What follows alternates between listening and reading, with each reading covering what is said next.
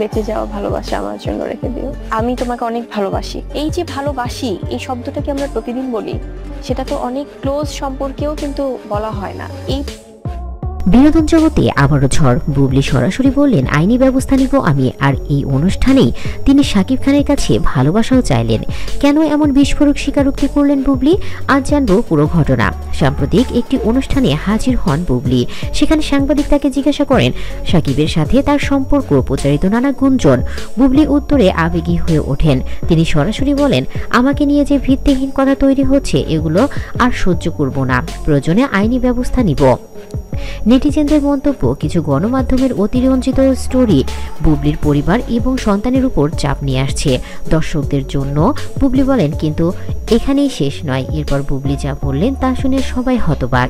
বুবলি বললেন, সাকিবের কাছে আমি শুধুই সম্মান আর ভালোবাসা আশা করেছিলাম, আজও করি, কারণ আমাদের মাঝে সম্পর্ক নয়, একটা সন্তানও আছে।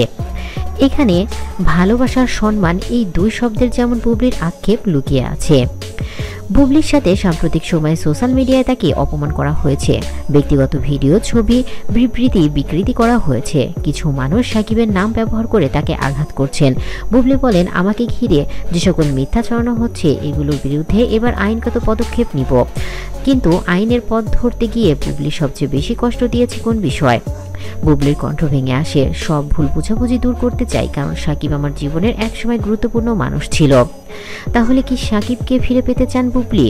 বুবলির প্রতি সহানুভূতি, সাকিবকে দায়িত্বশীল হতে হবে, সবকিছু আইনি পথে নেওয়া উচিত। কিন্তু ভাইরাল ক্লিপ এই উদ্ধৃতির ব্যবহার কেন করেছেন? সাকিব সাধারণত ব্যক্তিগত বিষয় কম বলেন। সাকিবের পক্ষ থেকেও হয়তো শান্তিপূর্ণ সমাধান চাওয়া হতে পারে। সন্তানের ভবিষ্যৎ সবচেয়ে গুরুত্বপূর্ণ। একদিকে আইনি ব্যবস্থা, অন্যদিকে সাকিবের কাছে ভালোবাসা ও সম্মানের প্রত্যাশা।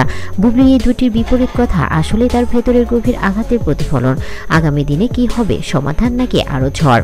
আপনার কি মনে করেন, এটা কি বুবলির আবেগ নাকি বাস্তবতার কণ্ঠস্বর? কমেন্টসে জানাতে ভুলবেন না। আর ভিডিওটি ভালো লাগলে লাইক, কমেন্ট বেশি বেশি করে শেয়ার করবেন এবং আমার চ্যানেলটি সাবস্ক্রাইব করে পাশে থাকা বেল আইকনটি অন করে রাখবেন। ধন্যবাদ সবাইকে।